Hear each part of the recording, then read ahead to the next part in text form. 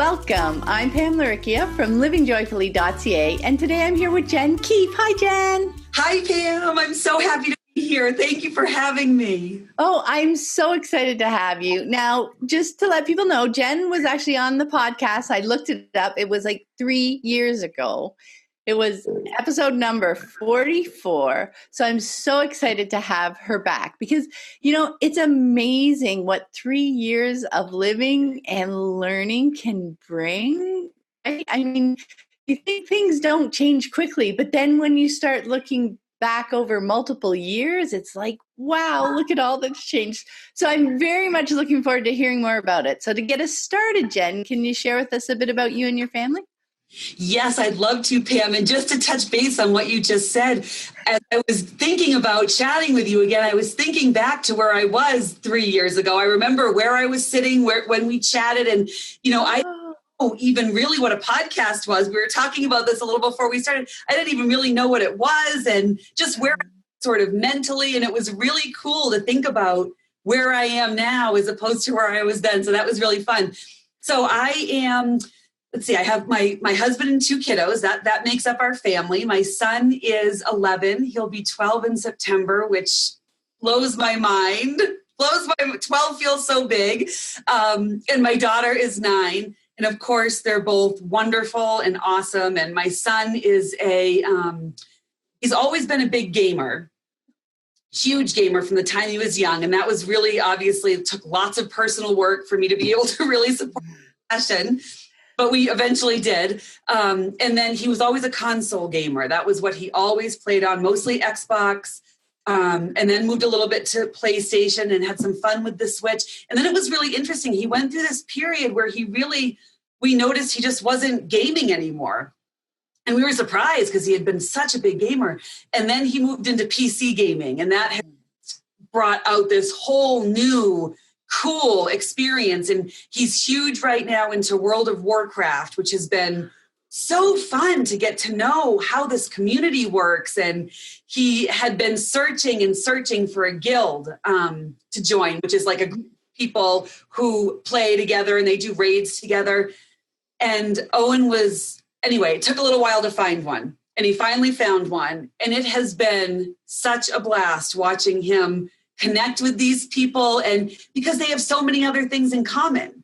Like Owen's a big history buff, like a huge history buff, political science, like he loves that. And a lot of these folks are too. So on their Discord chatter, Owen's always like saying, hey, look at what this person said. So much wit that he really appreciates. So that's him. And he's just generally good guy. And my husband and I kind of chuckle saying, we don't know where he gets this from, but he's the most laid back, go with the flow, like flexible, everything's okay guy. He's the only one in our family that is like that. So where he gets it, but it's a huge gift. And we have to be really conscientious to make sure we don't like take advantage of that and exploit that, which is important. My daughter's 9. She'll be 10 in November, and she too is awesome. She is kind and a little bit fiery and very quiet, not shy, which I would have described had I not done so much learning. She's just very quiet, intentional about who she gives her energy to, and she's a creator. She's been a creator for a really long time. She creates the coolest things out of... Yesterday it was saran wrap and nail polish. Just these cool things. And she recently, for her 9th birthday, she had been begging us for a guinea pig. And we were in temporary living situation. It didn't make sense. We had been sort of thinking she'd move past it. But about a year went by and she hadn't moved past it. So anyway, long story short, we got this guinea pig in November. We rescued this 2-year-old guinea pig, and she has just become the absolute baby of our family. She is like, everything revolves around Daisy. And it was such a great, through an unschooling lens, it was such a great learning moment for me as a mom. Like, Sydney knew what she wanted, and she has taken such good care of this guinea pig. And she did know all the responsibility that came with it. And she gave us this huge gift of all bringing Daisy in. So It's amazing. And my husband works for a large engineering company. He does something called geographic information systems, which is really fun for our family too. He does like aerial mapping stuff. So sometimes the kids get to go and not play with, but watch Chris while he works with folks who use drones and that sort of thing. So, and we live in Denver right now. We've been here for about 6 or 7 years, but we're moving back to New England in about 6 weeks. So that's us. Oh, wow. Oh, so that's a big thing coming up too. It's a very big thing. And there was so much thought that went into it. And it's exciting, but of course, cumbersome. And I guess I should always mention, my kids have always been unschooled. Owen went to about 6 weeks of preschool, didn't work. So other than that, Sydney's never been in any program of any sort. So they've always been unschooled. Oh, yeah. That's always a really fun thing to hear as well, right? It gives us an idea of when people's journey started. Like you mentioned, a few weeks of preschool. Yeah, a recent guest said, a couple of months of preschool, et cetera. Everybody can imagine what that looks like. That piece exactly. Yeah, but thanks so much for sharing those glimpses of the kids. I really love that. And I remember too, it was such an interesting, that transition from console gaming to PC gaming. I remember that with my kids as well. For quite a while it was the console stuff, right? But then, the PC gaming stuff, they, finally found a way in, a game that was interesting enough for them to try it out. And now you can get all the controllers and everything that you can use with the PC, and there's so many options and mods for so many of the games that are out there now. It's really fun. They're both very much now into PC gaming. It is so fun, Pam, and it's pardon me, it's such a cool world that I had no idea how cool it was and how interesting and just a really neat, different world, but a world, like a whole world. Yeah, no, because even then, as they're playing games, they're like you talked about the Discord channel. So that's one way. There are particular forums that they frequent, whether they're on Reddit or in different places. They find the community around it, right? Whatever the game is. I know my eldest had been into Guild Wars 2 for quite a while, and the whole community around that.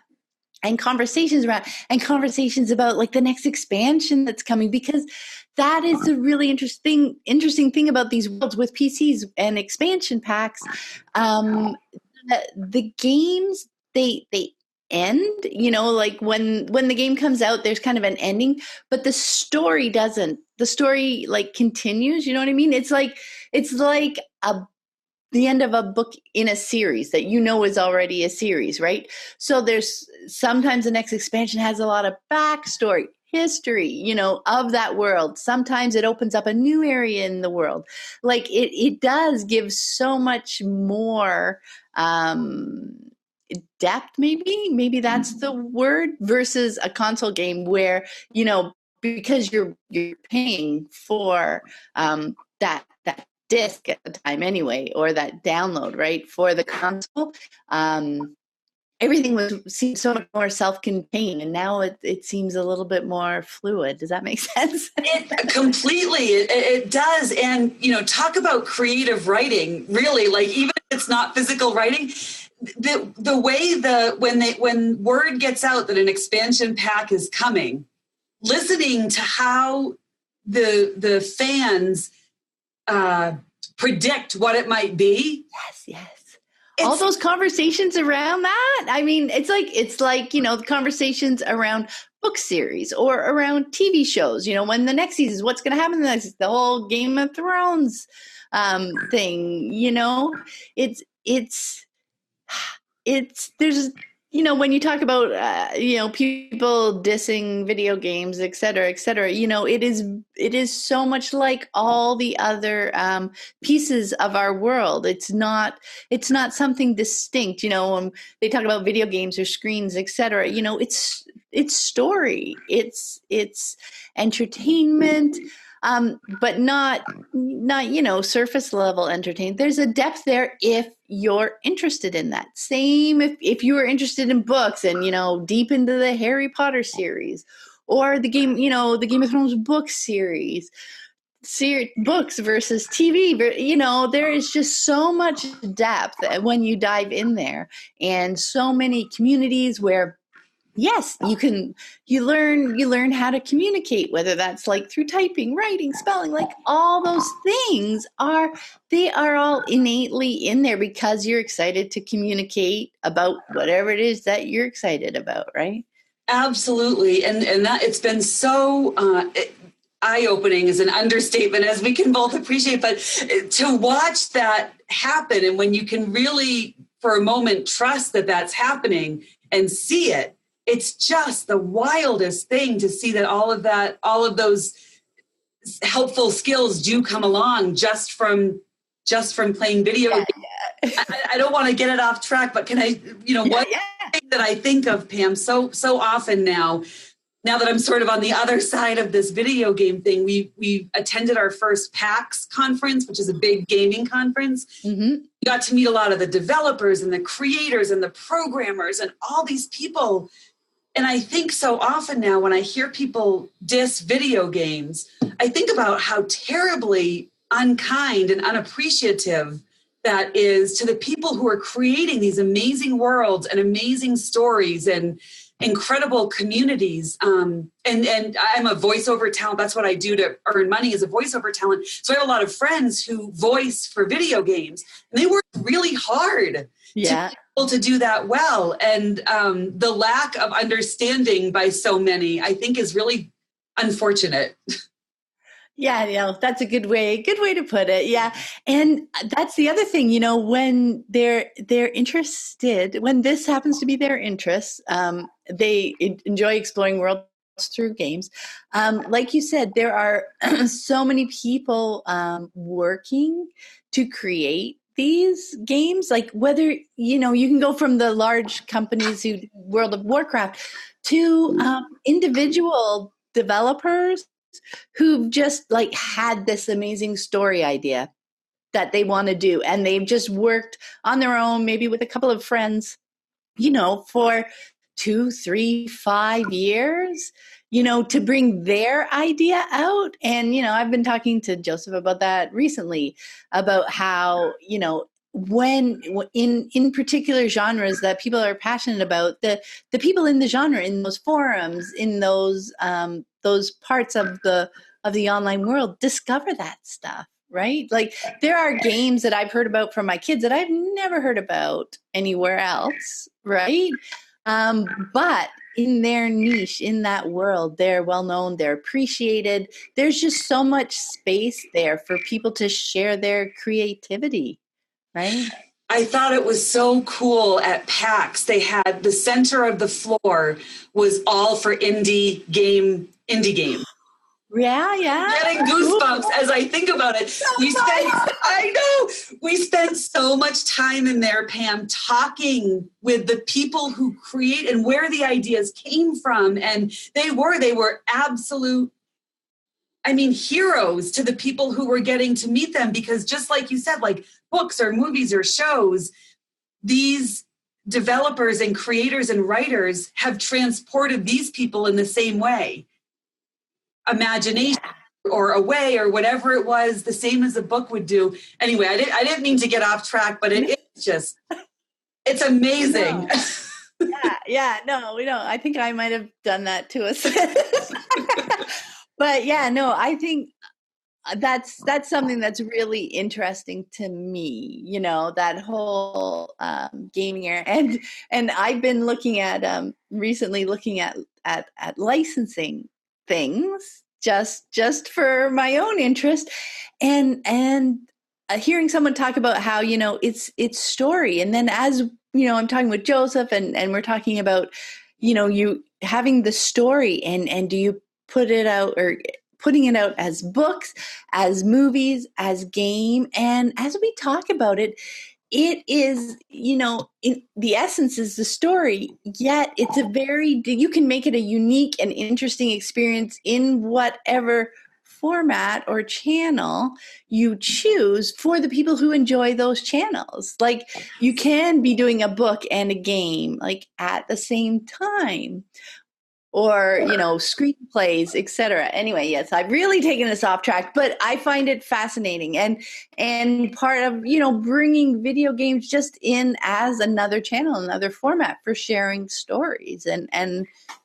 entertainment and enjoyment. Because I guess I don't like the word entertainment because people take that as so fluffy, but we don't. Books, movies, TV, like story for human beings is just so innate. It is how we transfer our knowledge. It's how we explore things. What would I do in that situation? It is like there's a quote that I'm going to butcher. It's like stories are to humans like water is to fish. Right? It's just an innate thing that comes with us. So that's why I find it so interesting. Anyway, okay, so we should move on. So what was something that you found challenging as your family moved to unschooling, and how did you work through that using your perspective from today? This was so interesting to think about, Pam, because, I go through in my mind there were so many what felt like challenges along the way. And when I tried to kind of lump them all together and bring them all together, but what was like the thing? It all came back to, which won't maybe be a surprise to you, but was interesting to me. It all comes back to, I was the challenge. No.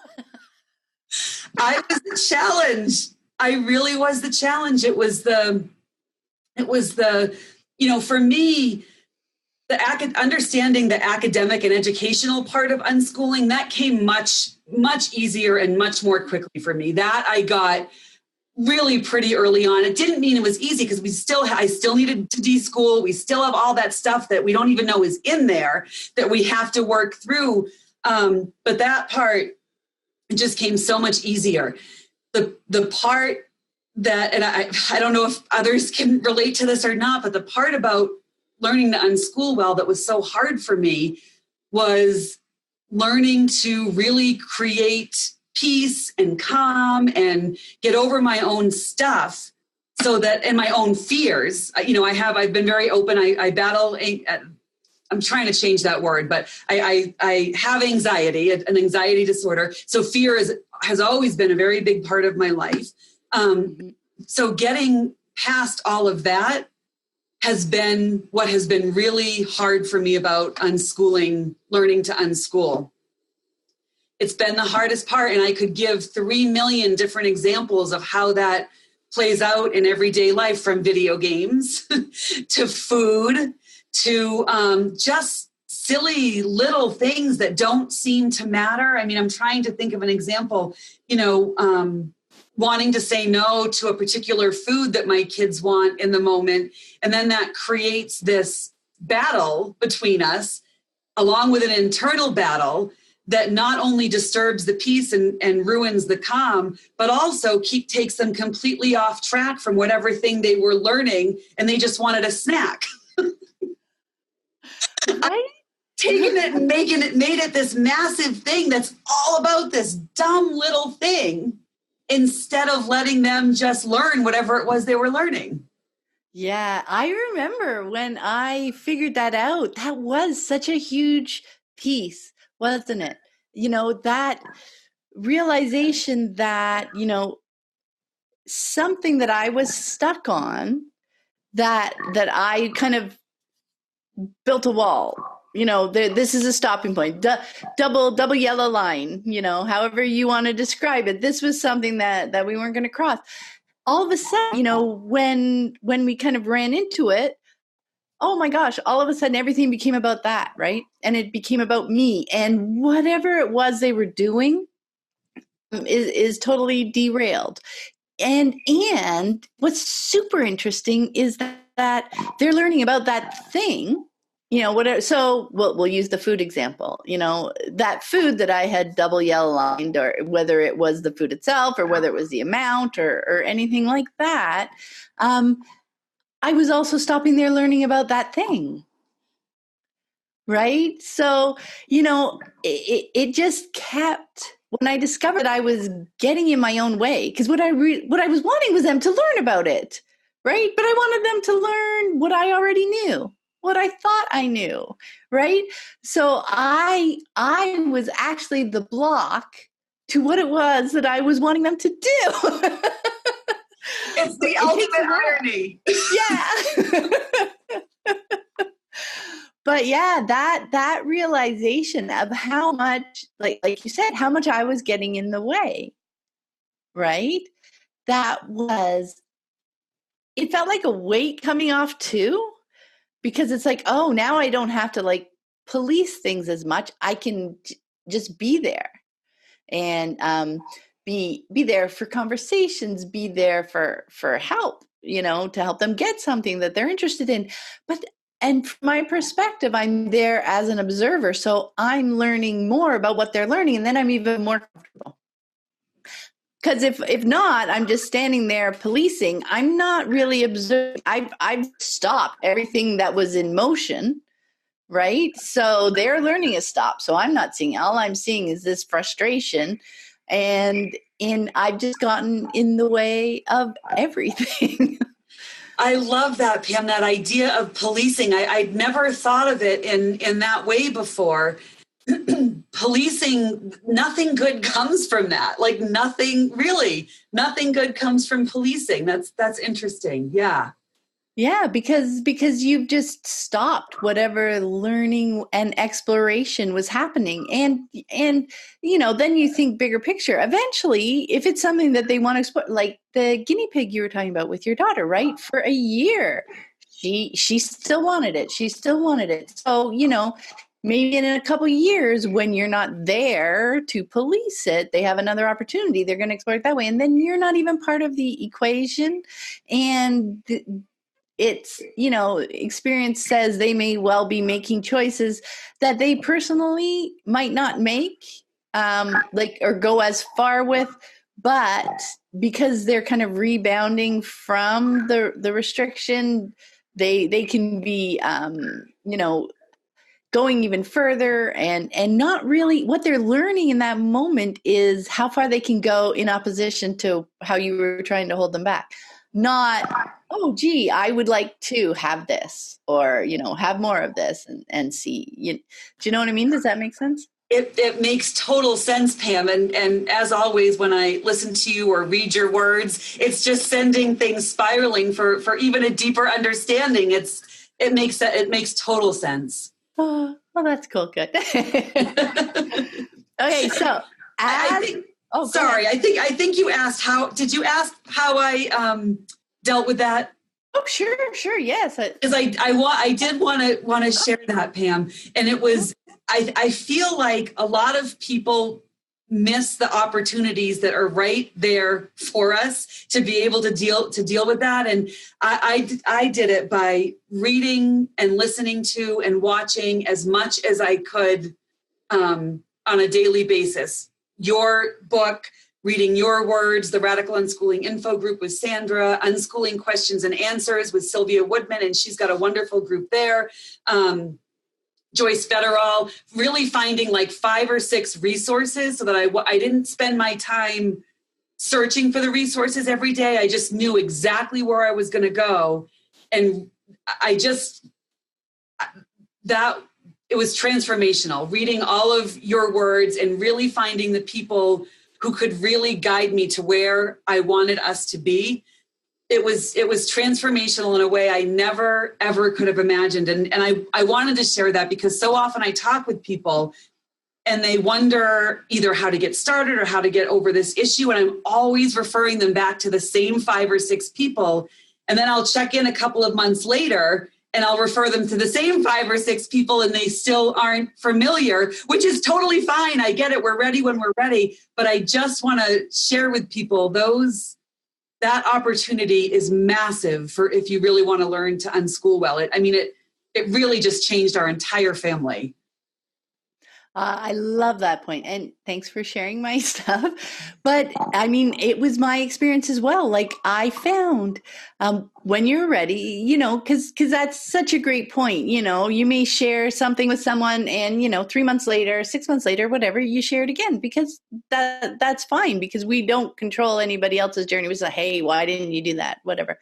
But once you've decided to continue to keep looking and to keep reading, because I think it's really valuable not to just kind of read for a month or two, get an idea of what's going on, and then pull back and just try to do, because we know there's so much more in there to work through, isn't there? It's not something that you can just kind of read about once or twice, say, oh yeah, I got that makes sense, and then just go off. For me at the time when I was starting, it was email groups, mailing lists kind of things, right? And that was something that I cherished. Like I would get up before the kids were awake and I would read a few emails every morning because it just kind of got me in the right mindset, right? It's like, oh yes, this is it. And it would also give me things to just kind of mull over in the back of my mind, because it's so useful to also read about situations that don't exactly correlate to my own. You know, maybe their kids are older than mine were at the time, or maybe their kids were interested in wanting to do something that my kids weren't interested in, et cetera, but they were worried about it, et cetera. Because it really helped me figure out I kind of the roots of unschooling, the foundation of unschooling, because when it came down to it, the processing in how to look at all those different kinds of situations was really the same. You know what I mean? It's this lens of unschooling that you mentioned when we first started here, right? But it takes looking at many, many, many, many, many other situations and seeing how to process them and how to look at them to discover what that lens of unschooling looks like. And then the overlay of our lives, right? To see how, okay, so, if that came up in our lives, because your own kids, yourself, the personalities, right? That we were talking about, what our needs are, downtime needs, engagement needs, all that kind of stuff. To be able to put that all together into our lens, it takes a lot of time and a lot of work, doesn't it? It takes a lot of time and a lot of work. And as always, I love what you just said, Pam, because it does take reading through so many different situations till you finally sort of internalize, oh, this is the lens. Yeah. This is the lens. So now, like you said, how am I looking at my particular situation? And when people come in and ask about really specific situations, it is so helpful to help us kind of clarify our lens. But also, once you get that, you realize that the questions really, it's no longer specific questions. It's always like this broader understanding of, I've got to look at it through this lens. I love that. You're so awesome. Oh, thank you. It's so true. I love answering questions and I love brainstorming situations with people. But that is what I've noticed over the years, that I literally kind of feel like it's the same answer every time. But it's because it's that same lens that we're going to look. It's the same, are you talking to your kids? What do your kids think? It's that lens of actually, because as parents, we want to solve things. We want to help our kids feel better. We want to work things out. And, but so we want to look at it, come up with an answer, and then take it to our kids and solve it, So there's just that certain foundational set of 3-4 different things that is always at the root of looking into and figuring out any kind of situation. But yeah, it takes a while to get there. Okay, next question, my dear. As we come to unschooling, one of the ideas we hear often is that learning is a byproduct of living, right? You mentioned that a little bit earlier, that's one of the first things we get to, right? The discovery that kids are actually learning all the time. Now, for me, like we can get to it pretty quickly because you just have to watch your kids, right? Just actually pay attention and you can see them learning like just every moment that they're engaging with something. But that's one of the things that I also found that I came to understand it more and more deeply over time. Like the breadth of it, like the quietness when they're literally, lying on the couch, watching something that they've seen 20 times already, to actually see the learning that's happening in there too. The moments when you ask them what they're up to and they say nothing, and recognizing the learning that's in there too. So I just want to touch base with you about that. With more years of unschooling under your belt now, what does that phrase that kids are learning all the time mean to you now? Now, I mean, it's been neat to think about people are learning all the time. And it's so odd to me now that till a certain age, we think that needs to happen differently when I believed it totally, before. Mm-hmm. I think what's really neat about that phrase is being able to be an unschooling mom who stays home with her kids, being able to watch that really play out and seeing, for example, okay, so of course now I'm on the spot. I can't think of a real example, but if Sydney throws a rock into the lake and she watches it ripple, right?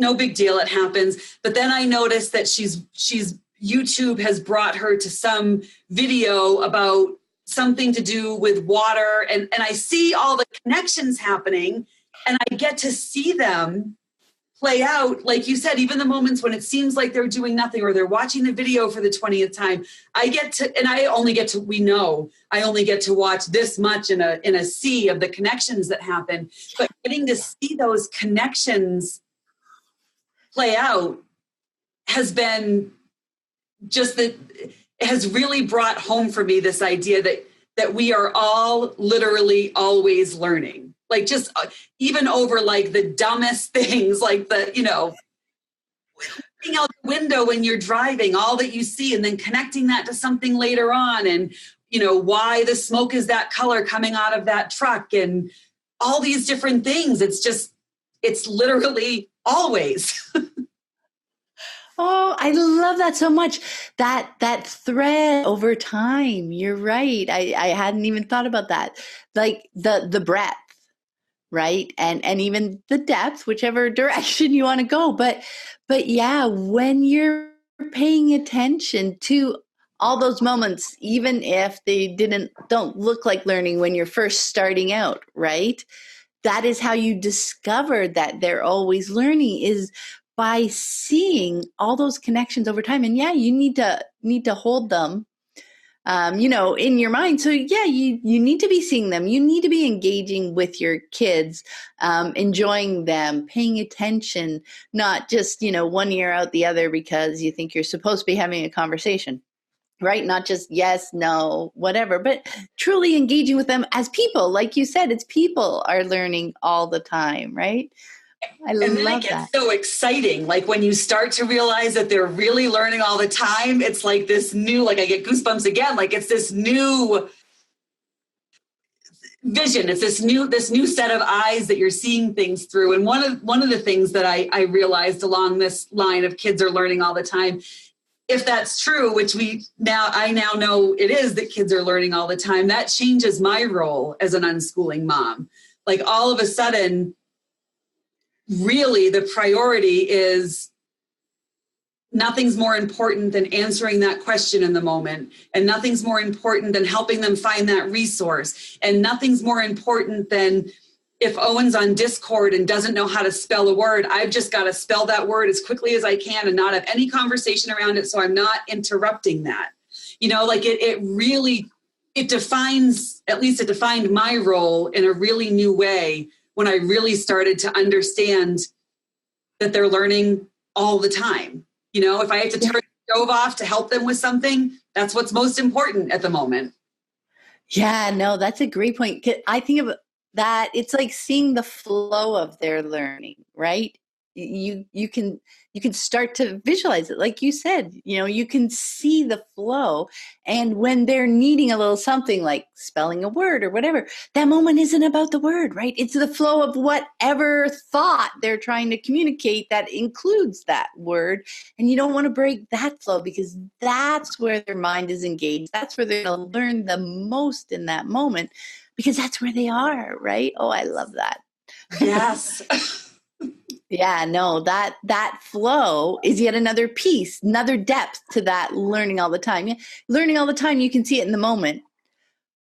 But that's why so often we say, right, if you're going to try unschooling, try it like minimum 6 months, go for a year and really let go, because you need that time to see those threads develop, right? Because then you trust, in your bones that they really are learning all the time. And you get to that point where you realize that you see that flow, and your role changes. Like you were saying, your role is helping support them in that flow and helping them stay in that flow, because that's the most fun and it's the most learning, right? Absolutely, Pam. Not interrupting the flow, like keeping the flow. Yes, I love that. Yes. Yeah. And, as your kids get older too, you start to see them doing the same thing for you, right?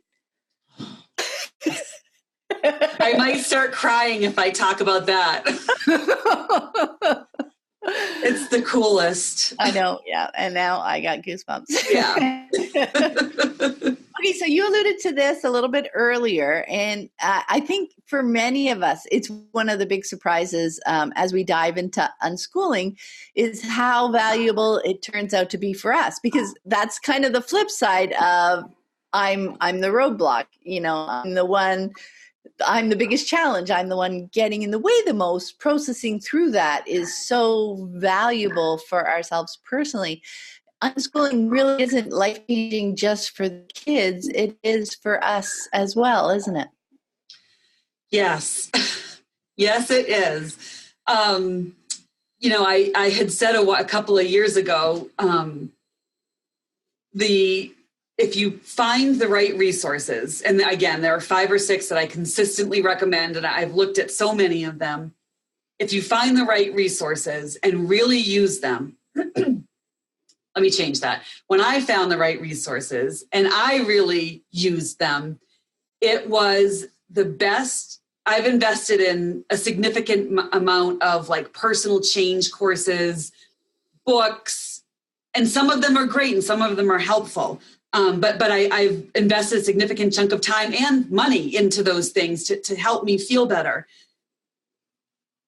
When I found the right unschooling resources and really used them and really started applying them to my life, it is the single best personal change course I have ever experienced in my whole life. It has had more impact on me as a person.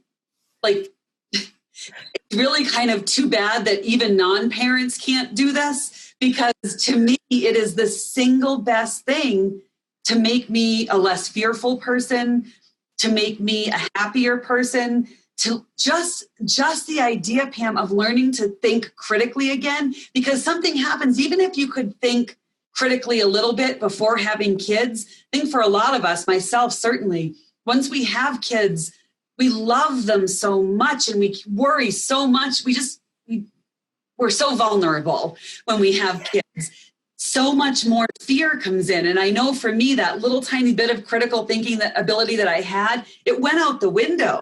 Because I was so susceptible to wanting to keep them safe and and I didn't realize at the time that I was kind of doing the opposite. I was creating more fearful people. So by addressing, by learning to critically think again, it took so much fear away. And, I can say here, learning to unschool well significantly helped with my own personal anxiety a lot. Like, it really decreased it a lot. So yeah, the change has all been with me. These two kids of mine, they knew they were going to learn. They were going to learn everything. Like they were, they were good. They're pretty laid back. Like they're fun. They're witty. They're curious. They explore everything. They're always asking questions. Their phones are, my gosh, like it would be so fun if we could go through and print out or I don't know, collect all they've asked. Oh, I'm so old fashioned, print. Collect all the questions they've asked their phones over the years. And that's taught all of us. They were going to do all of that. They knew they were good. It was me who needed to change and my husband who needed to change to make this. So anyway, without talking, for hours and hours about it, the impact that it's had on me personally, I mean, it's probably, I would say the most valuable gift I've ever been given personally. Yeah, no, me too. Yeah. I would completely say that. And, for me, it was a big enough deal that I wrote a book about it, right? That Unschooling Journey book really was because I was just fascinated by how much I learned about being a person and grew into the person that I wanted to be by learning about how to unschool well. Really? So to me, that was the unschooling journey. It was a full on personal journey to discover who I was in the end, right? And I couldn't have done it if not for my kids. There could have been no other motivator big enough for me to work on the horrid stuff and the hard stuff that I needed to work on than loving my kids so much. There couldn't have been anything else in this world that could have motivated me to do that. Yeah. That now. This is like the Goosebumps episode. I love it so much. Sometimes I say like I'm in that honeymoon period of unschooling. Like it's the best. It's the best. Oh, it is. It is. And I love that other point you made, because that, when you're looking at a journey, so the unschooling journey is through the lens of the hero's journey, unschooling through the lens of the hero's journey. And one of those things is your guides, meeting your guides, right? And so often the mentor is like the older person, et cetera. But for me, the twist was that my guides were my children. Right. Like you said, the older mentors, they've been through the journey and they have pulled off the classes. But with our children, they haven't put those more conventional lenses on of expectations and everything. Like you said, pursuing what they want. They're curious. We've worked to not put a lot of that weight on them. Right. So seeing them and watching them was really my guiding light. So not only my motivation, but my starting of questioning. It's like, look, they changed their mind and the world didn't end. Like this whole right, wrong, there's one right way to do something, all that kind of stuff, just by watching them in action, right? We said, pay attention to our kids, observe them. Don't just, have a couple of interactions and run off to do your own things. If you're choosing this lifestyle, you want to be engaging with them and helping them, and you're seeing them in action and you're seeing them try something and it goes wrong. Oh my gosh. For me doing something wrong was a big thing. I would feel so bad about it, right? I would feel judged. I'd feel horrible. I wouldn't want anybody to know, but they just learned from it and tried again or tried something else. They were also and continue to be such wonderful guides for me along on the journey as well. And that, I've talked about this before, but one of the biggest things that came out of this, Pam, has come out of this, not even is still coming, but has come out of this, is, to me, learning to unschool well does have this sense of not just unconditional love, but like unconditional living. And I don't mean that, and there's an appreciation and a curiosity for even mistakes made and all of these different things. And maybe it's like seeing the humanity. Like you work so hard to always see the humanity, not only in your kids, but all the people in their world. So we can find the things to bring to them. And when you're doing that, when I was doing that, I couldn't help but learn to find it in myself too. And I'd never, ever felt that for myself before, ever. I'd never this sounds kind of more new agey than I am, but I'd never honored my own humanity. I'd never loved myself, like all those things. I'd never practiced self-compassion. All those things really came out of wanting to do that for my kids and the people in their world. Exactly, right? You realize it's real. I know you're right. It sounds weird, but it's true. It's like, I'm a person too. I can be curious. I can play. I can ask questions. I can make a mistake. Like, you're rediscovering all those things. It's okay. It's not just, it's for people, back to people are learning all the time. This is wonderful for people. And what a cool way to live, right? What a cool lifestyle. And it's choosing. And then all of a sudden that's another level of being together. For me, it's how I saw it, together as people, as a family. Like, that was another layer of, oh, look, we aren't separate on different, even age-wise. Like, we're all people. Getting to the same level as our children. That was another step for me on that. I love that. Absolutely, Pam. Yes. Yeah. Oh my goodness. This is a lot of fun, I got to tell you. I keep saying, like, Jen, you've got to stop talking about this now, because I could just talk to you for hours about this. Yeah, no, it's fascinating. I love the depth, when you keep saying, keep going back to it, find the resources that work and connect for you, right? And then don't leave them, unless, we can grow out of things, etc. Find something else. That's fine. But I mean, don't just kind of step away because thinking, I've learned enough. I get the idea.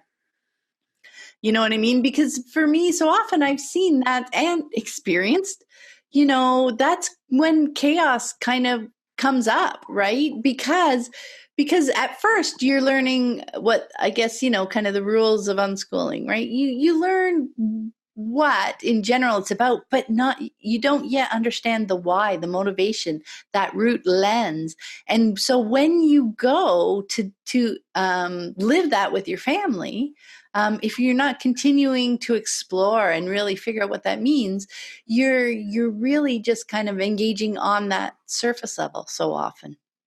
Right? Absolutely. You're just like, yes, no, I should say yes more, yes, they should, eat whatever they want, like learn whatever they want.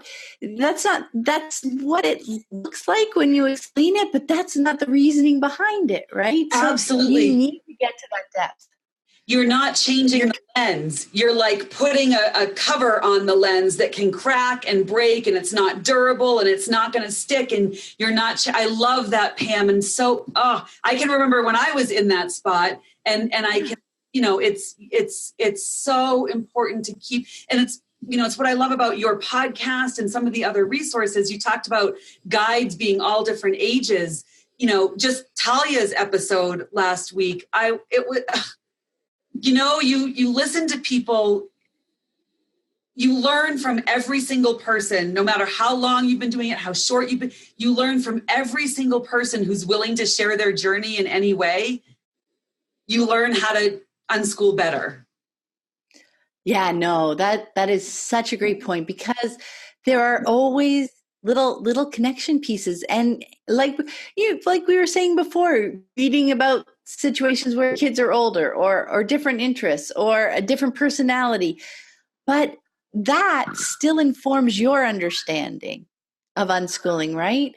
So hearing everybody else's stories, I have these podcasts, these episodes, every week, these conversations all the time, and I'm still making new connections all the time in our conversations, right? Like I've had 3 here today already. You know, it is. You're continually growing your understanding of anything, no matter how long you've been doing it. There's no like, I'm all done kind of deal, learning something. You may decide you don't want to learn anymore, you don't want to engage, whatever it is, but there's always more to learn in any interest or passion, right?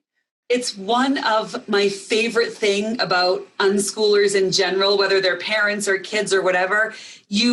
Anybody who's doing it well, you'll never run into anybody who has that expert mentality about anything, because everybody's always curious to learn more. And I love that. I feel like it's just such a gift to be around those people. You people. Yeah. No, exactly right. That curiosity, that knowing that there's always more. It's just such a wonderful, bubbly mindset, isn't it? Yes. So speaking of learning, since we last spoke, you started a podcast that's called Real Women's Work.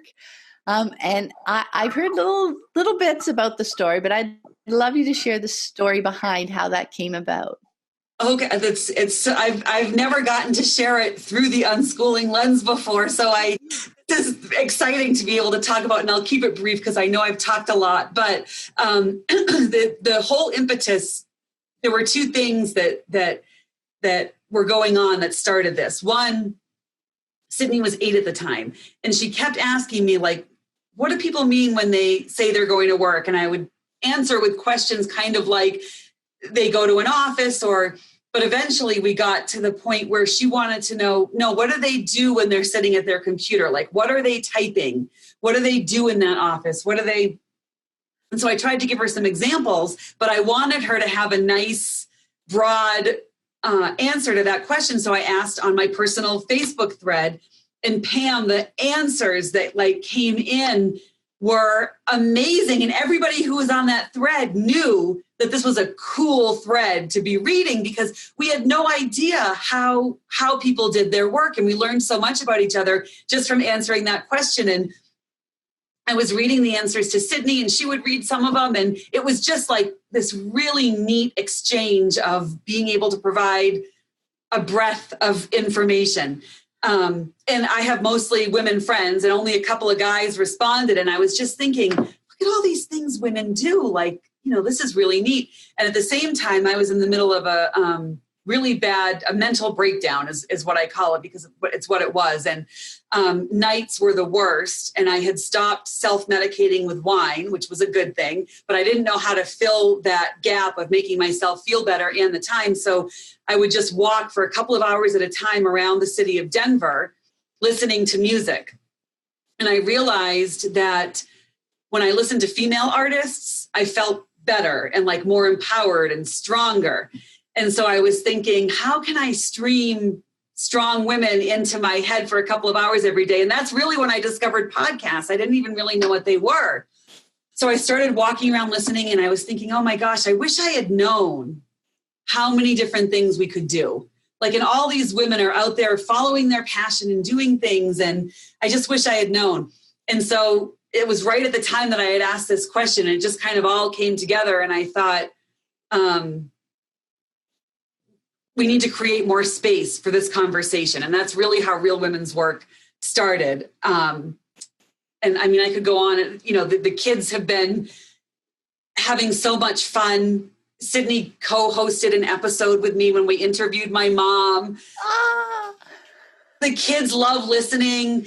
Not so much anymore. I don't know if you the first 10 episodes, they were all about listening. Now it's kind of like, oh yeah, this is this thing mom does. But it's Sydney creates a lot of my graphics. She'll go on and use Canva, and she'll create a lot of my graphics. And Owen will spend a lot of time Googling something that he's heard about an episode. So it's really, it's been fun for the family, but that's how it started. And it's for a million reasons. It's been a gift for me personally. So that's how it started. Yeah, that's a beautiful story. I really love that. Back to the connections and just kind of being open to the flow and seeing how things might go together and trying it out. So you're really enjoying it? I love it. The unexpected part for me, Pam, like I said, I was just coming out of a mental breakdown when this whole thing started. and hearing from women, talking with women every single week, or right now I'm doing it monthly because we're moving, and that was a good step for me. Hearing from them has really helped to build up my strength again, which has been a totally unexpected and awesome gift. I love it. I love doing it. Oh, that's wonderful. I love hearing about that. And yes, I've listened to a few episodes and I really enjoyed it. I love the idea, right? Just being able to share, what women are up to, because there is just such a wide variety of all the things, and even how we define work, right? Exactly. And that was one of the goals when I started this show, is that it would be a wide variety of work, some paid, some unpaid, stay-at-home moms, volunteers, like things. And what we think of work, we address this in a couple of episodes, how we define work isn't necessarily what work has to be. Work can be a really lovely, pleasant thing where we are growing and changing and, sometimes producing an outcome. Anyway, yes, redefining. Yeah.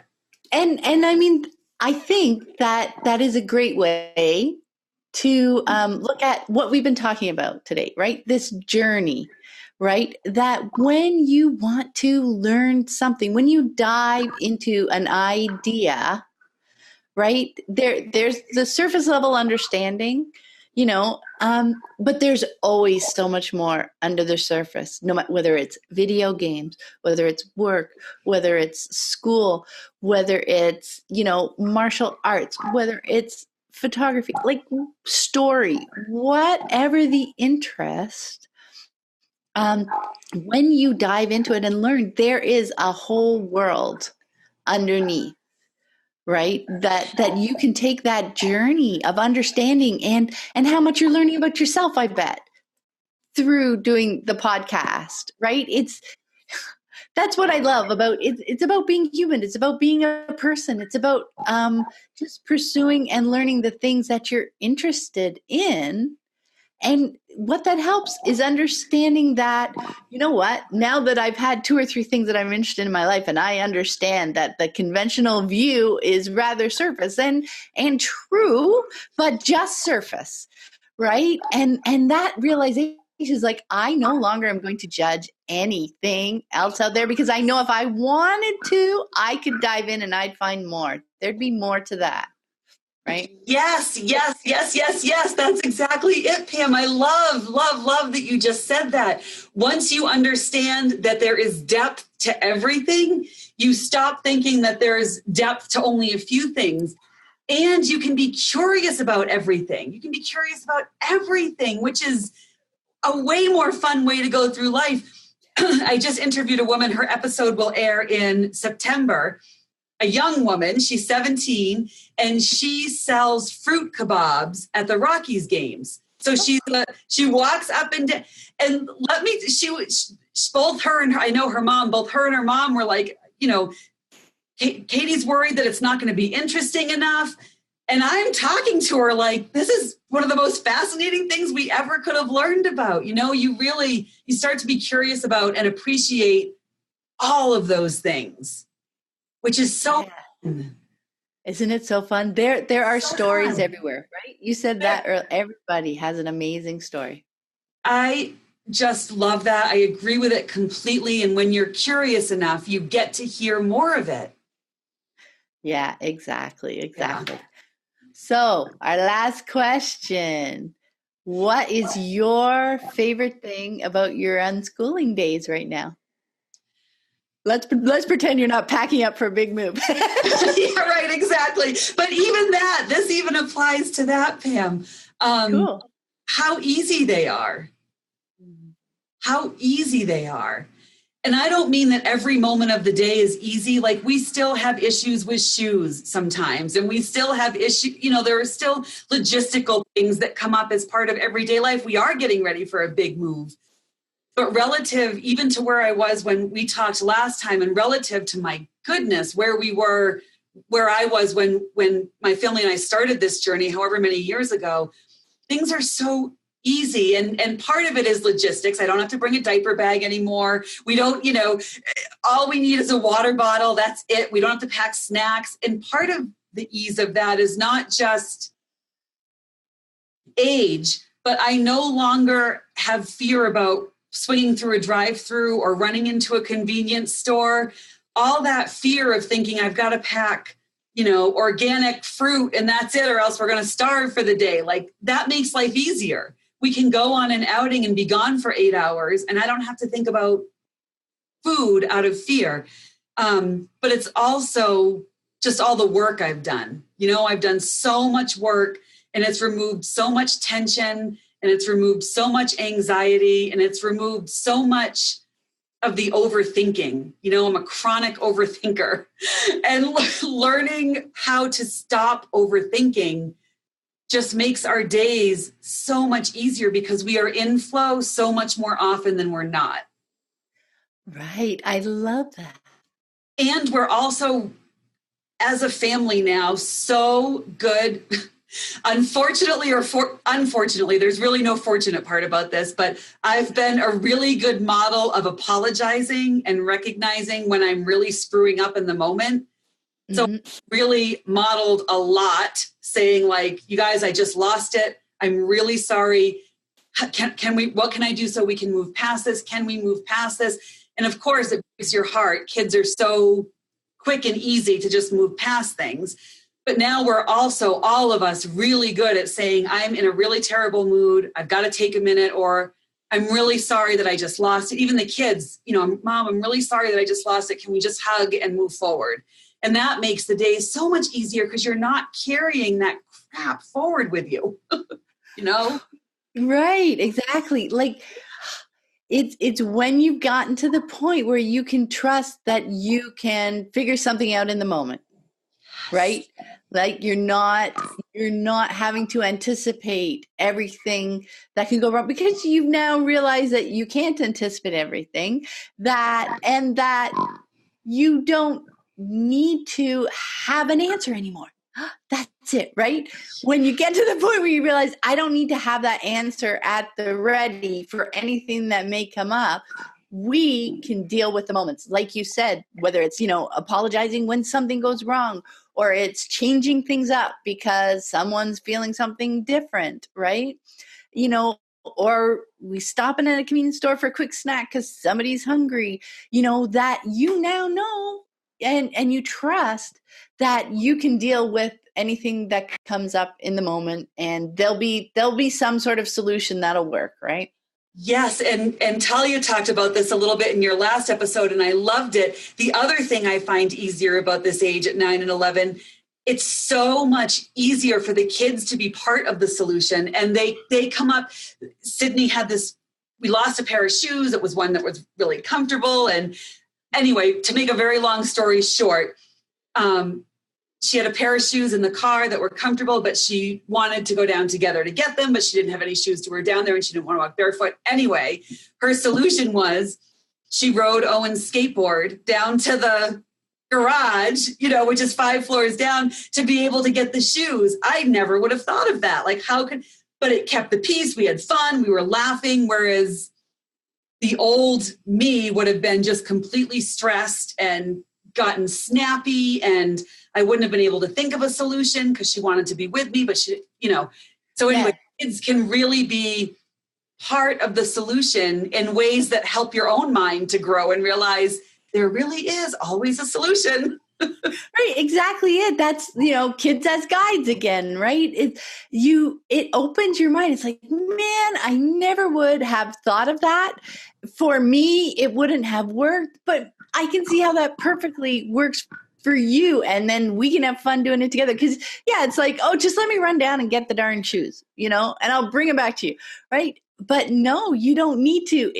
You come up with that offer. It's like, hey, I'm offering to do this for you. And then you get stuck there, right?